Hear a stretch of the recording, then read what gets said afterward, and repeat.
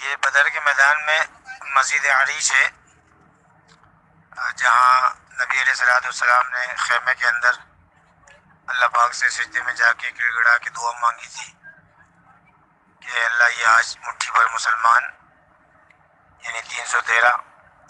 اگر آج یہ ہلاک ہو گئے تو پھر دنیا میں روئے زمین پر تیرا نام لینے والا کوئی نہیں ہوگا۔ اللہ پاک نے پھر دعا قبول فرمائی تھی، اور پھر اسی کے سامنے ریت کا پہاڑ ہے جہاں پر گورنمنٹ کی طرف سے جانا منع ہے، لیکن یہاں سے نظر آتا ہے وہ پہاڑ جہاں پہ فرشتے اللہ پاک نے مدد کے لیے بھیجے تھے۔